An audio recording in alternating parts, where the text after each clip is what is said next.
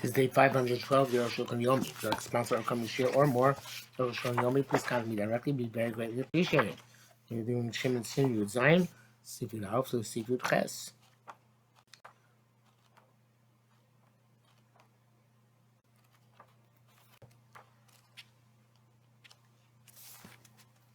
Shem Yud Alf. Shem Stavrim. No, that's right. Let's do what's in here. That's not what I'm looking for. Yud Alf. Being able to us, minnow of a sandal, in terms of the straps of a shoe or a sandal, yesh we're going to come to there's several distinct halachas in the Gemara. Zelafim should be mayim. That's this primarily going to shoes and sandals which exist in the air. They should be below which have many knots and many loops. Because in our day and age, we don't know from such shoes at all. Also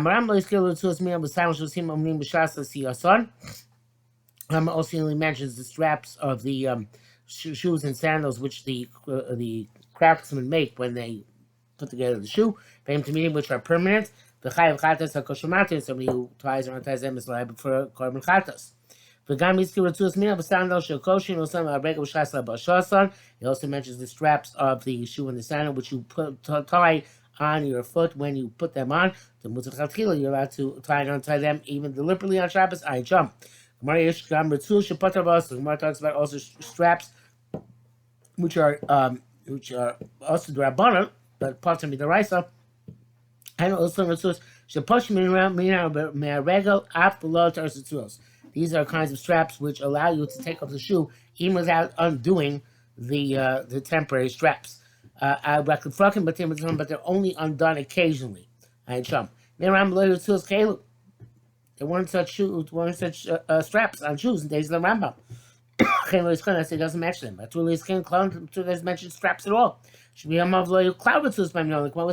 they didn't have straps at all in their shoes like today we don't have. If there are places where they do make straps in their shoes, even though she's borrowed, they can be understood based on what we've explained. Your base. Custom Ramasham Din Dal. Nishbetula Ritzus Minavas Sandal. Ram writes if the straps of the shoe or the sandal were removed, Oshanishma Rova Regal, or that most of the leg has been removed. Mutar Lachzir, Haritzuz come, you're allowed to put the straps back in their places, actually, as long as they don't tie. It'll be cryptic. Pito said Peku Gimar. Ben Basias, the custom seat base. The Pella brings down here in brackets the Pella, Tasi, Kungimushla, Dibia, Rama, Tosefna, and Sham, then he ties the Nazis Rama. Now, Arukh HaShulchan explains the scriptic Rambam. V'achim Perusha, Sharatzuz Hochim bin Kavish Shesayim Mino, the straps which are in holes which surround the shoe, Nishbetul Gamri, have been removed altogether. Even they haven't been removed altogether. They've been removed for most of the circumference of the leg. You can put them back in their place. Even though a new shoe, now to put in new straps on Shabbos, because that's fixing the shoes. Nevertheless, because they've been removed, allowed to put them back. Oh, but you want to tie them at their heads, so they shouldn't be able to come out again. Also, that's forbidden. That's like a permanent knot. Even if only the majority has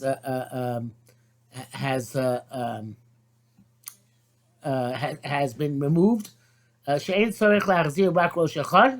I guess I'm not sure exactly what that means, but you only have to put back one of the sides. You need to make sure you're allowed to tie even that one side. So after Nishmat Chotomo, Harezo Yachzir. If the Harezi Yachzir. If the Chotem came off, which I hopefully will explain that later on, you can put it back as long as you don't tie it on. You give a Kasaz that have been Ramah, but that's because you're able to tie it back without toil. Until the Torah said it requires toil, also it's forbidden because you're afraid maybe you're going to tie it as well. Putting it back by in and of itself is not prohibited. Since these straps are there already beforehand. But if it's a toil to do, we're afraid so you're going to be concerned to save yourself that toil over and over again. We're going to tie them on at their heads, No, they shouldn't come out at another time. It's like that you have to go to the effort of putting them back. First, the commentator Shulchan argued on him that this is Rosh Reish Pei Galad custom of Furish. They write explicitly the place that there's a potential concern about tying. I feel even if you're putting back in broad holes, it's forbidden. Even though there's no toil involved, it's also it's in a place where the hole is narrow and there is toil. Also, it's forbidden mishum tircha. Gamblu chashish shira. So because the tircha, even they're no concern that you're going to come to tie them. And this some of these asked by the Taz and Mogen Avraham, Eliyahu, and Tais for Shabbos. Okay, so Arukh HaShulchan says, "Vani omer, I say, dein steer misham." There's no contradiction from there. Tais was Rosh Chasu al Sarbal. Tais Rosh going b'chlal, not on shoes. They're going on a Sarbal, shubel yom gadol, which is a kind of sweatshirt. And therefore, since it's this outer garment and you shouldn't spend and wear it anyway, you shouldn't spend much time dealing with it on Shabbos because of the tircha. Mashkim b'minoli, as opposed to shoes. Shem k'tali akamos, they're not big, they're small. And then there's not as much work as this oversized sweatshirt where there's a lot of complications. And that was I wrote with them when there's potential of concern about tying. Also, if you it's forbidden even in a broad hole which has no takes no effort. That's the place where people often tie it. It's not the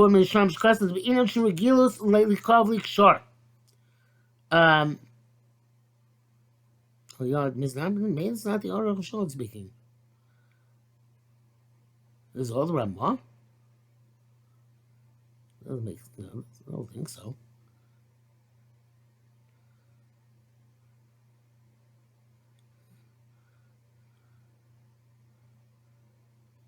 Oh, okay. So only this last line, which conformed me with Shoinam, as explained in their language of Shulchan Aruch Hamash, because of the Beinan She'erikilus Litkov Likshar, where it would be normal to stick and push it in and to tie B'chuli Akan L'Shalom. Klamar Shekain Derech Ha'olam, when the world does it that way. V'enam Lo Marikai Gavna. Ramah is not talking about a case where that's what people do, because that would be a problem. Moros Mordechai says explicitly like Ramah. Plus the Rashbat. I don't know what the Rashbat was. The the straps from a coat, which were removed, fell out. With those same straps, allowed to put them back on Shabbos. Okay, we're going to pass this way as well. But also as long as it's there in a manner that we're not concerned you're going to shove it in a way which was very, very permanent. Such as where the hole is large, going to go in and out without any toil. So it's explicit as Ramah that the issue is the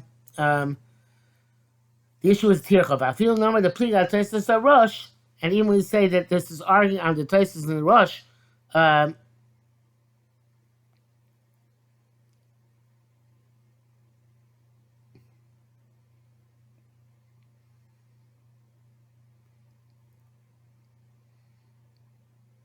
Who wrote that as Sarbal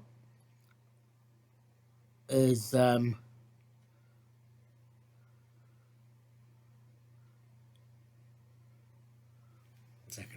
Let's taste the rush here. Yes, the Taisus and the rush, they seem to say that the issue is chashash kshira, and that would be the issue even if there's a large hole.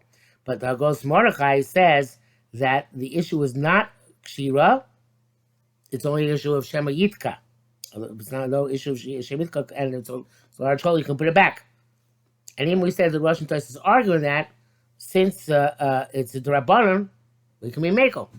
And he says kenira niuzaiti ikar. Mishmur writes to be machmir like the Taisus in the Rush, which means if there's a chashash kshira, you can't put it back even in a large hole. Not like not like this, or Arukh HaShulchan whose Mekon says a large hole where there's no tircha is not a problem whatsoever. Yudal. Friday's bad Mamina Chadash in a new shoe, also Lachnisar to the straps, now let's put the straps on Shabbos. So this shoe also about shoelaces. It's not just straps, which would be leather probably, but also laces. If they're laces which were in the shoe previously and they became removed, they were nishmat, you can put them back. It's not our shoes. It's still not considered tircha, and there's no issue of shemayik shor anyway.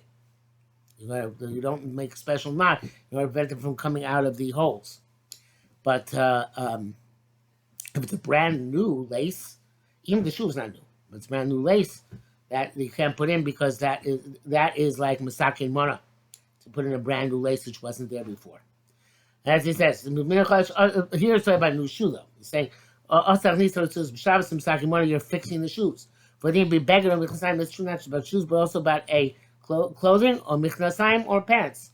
But you're allowed to put a belt into your pants on Shabbos. Okay, people do this. It's not considered to be negated to the garment.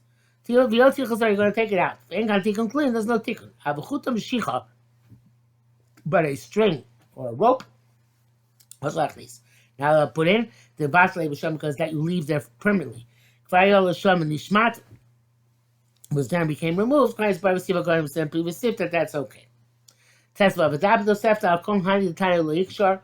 Dosefta says all this it says that you shouldn't tie. Omer it says also chosel shel tomorrow or platil shel tomorrow platil shel groros. All these wrappings of dates and of figs. Allowed to rip them and eat them. As long as you don't tie them up. Zaklav's general principle.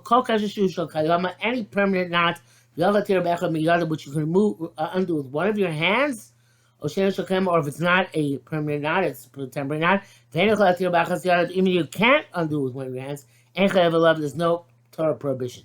Unless it is a permanent knot, and you can't remove it with one hand. This Tosefta is not put down by anybody. Well, Rambam his parish keep shoot up. Going Rambam, it's very simple. The keshashuma mistam and yochol a craftsman is not. We assume you can't undo with one hand. Because they should gather mal keshashuma. Now we have a definition of what's considered a craftsman not. Well, you can't undo with one hand. Rashi says the shochem alone because shochem actually yochol tir ba'achas miyadav. And according to Rashi, who says the issue is kayama, not kayama, so then we can also say shochem is one which you cannot undo with one hand. Tezayin. Well, that'd be nice, but the post can reject this Tosefta. The nation is only for Meir, because it's going to call Meir. Shom Mishnah Reish Perek Eluk Sharim. The Gol Kasher Yochel Atir Bachas Echem Yad Ein Chayavela. Meir says, and he not what you want to do with one hand. You're not. It's not a deraisa. But Elok Great Meir. Elok is not a great Meir. Disrespect. Which costs of a Rav. A Ram of Hersham Mishnayis. Mishnah Elok Chayim. Elok is like the Chum is filled Tosefta Zol leader and Meir Nishnes. So this Tosefta which draws such distinctions is right Meir Tosefta. It's not the halacha ma'isa. Nevertheless, Shamanim is that we infer from this the Kashachama answer chesach mode. That a permanent knot is not one which is very strong. Sharei afilu yochel tir b'achem yadav. Even if you can undo with one hand, chayavin love it will still be considered kashachama. It's a deraisa. Fizeyesh lahazir noshim sheish v'kdem harbek shows. They have to warn women who in their garments have lots of knots. And they don't take out all these knots every day. But they're made to adorn the garments. But they are nevertheless easy to take off with one hand. Still can't untie them and tie them. This may be close to it. This is the raisa for which you could be chayav skila. So do by men. With the knot which is behind the pants, and not know what he's talking about. Shukesh mean was the permanent knot. El Shiprokim Meshal is mine, but over time, sometimes they widen it or narrow it. So Shabbos and Til Kosher are not allowed to tie or untie it on Shabbos. Even you can do one hand. Kesh says that it's in Torah prohibition. And it can't say many unless they're made as a slip knot. In which case it would be mutter to tie them and untie them. So since we don't have the Tosefta, which distinguishes between Yad Echad and not Yad Echad, comes out that any even things you can mati ad echad can be a kasher shulchan medoraisa. Yudzayin hatoifer have a malacha to sew is an malacha of a shul shnei tefillos, and the shear of sewing is two stitches. You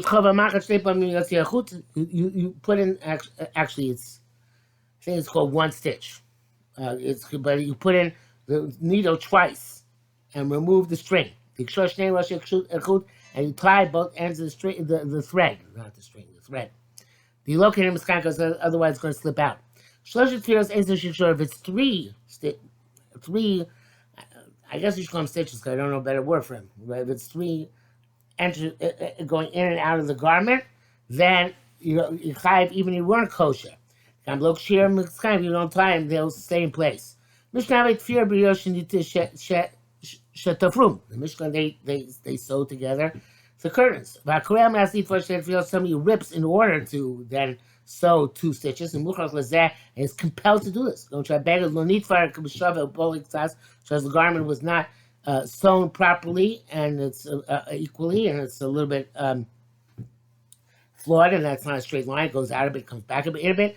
So and you have to rip the garment below, and you have to roll it a bit in front of it. I'm not sure exactly how this works, but in any event, and then it's going to be okay. The stitches are in proper place.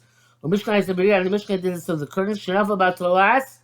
Another case where there's a worm which came into the curtain, and made a small round hole. Got to rip that hole on top and on bottom, in order that the stitch which closes it should not be very creased. In other words, to crease the garment. So in other words, you have a round hole. In order to make it look better, you have to actually tear more, so it'll be a straight seam. Even though we wrote that so many extinguishes, in order to then burn again, it has to be that later, as a result of this extinguishing the fire, you're going to be able to use the charcoals much more significant way afterwards. By looking after them, because and if not, it's a malacha which is not being done for its proper purpose. We can't come We said already, when somebody breaks something down in order to build, it's not like that. There are times you don't show them, like we said over there. So that when you're ripping in order to sew, and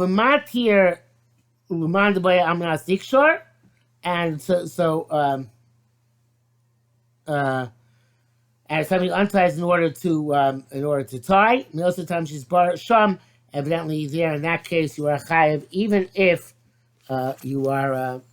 Only chayiv if you do it amnas lifor.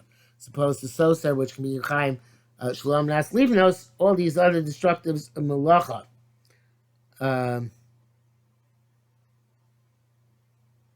All these other destructive malachos have to be in order to then be constructive afterwards. In Shini Gimel back there, he wrote that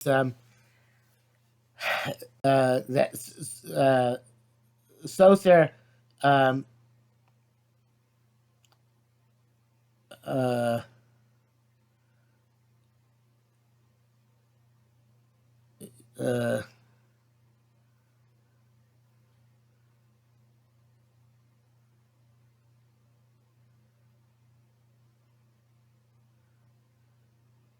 Soser Chayiv, even you did it, Shalom Nas Limnos Munkomo, you did it in order to build somewhere else.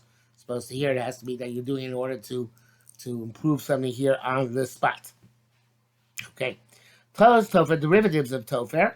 Hamadabek, the Nioros Bedevik, somebody who glues papers together, or Rozozer, or pieces of leather to each other, or Sharminas Choros, or other types of merchandise. Shun Shabzab, Konzelazeh, merchandise here means like materials. When you glue them to each other, have a close sphere to the derivative of sewing, the chayiv. And you're liable, the malik chibal de tfira, chibal de devet. Doesn't matter if you connect it by sewing or by gluing. Even though Allah if you can't glue the parchments of the Sefer Torah together, Shani also the seven have Allah Moshe Messina Dafka Tfira. There's Allah Moshe Messina, it's really at the sewn kasher ben Sham Yusham in the Begillah Sham, as brought down there.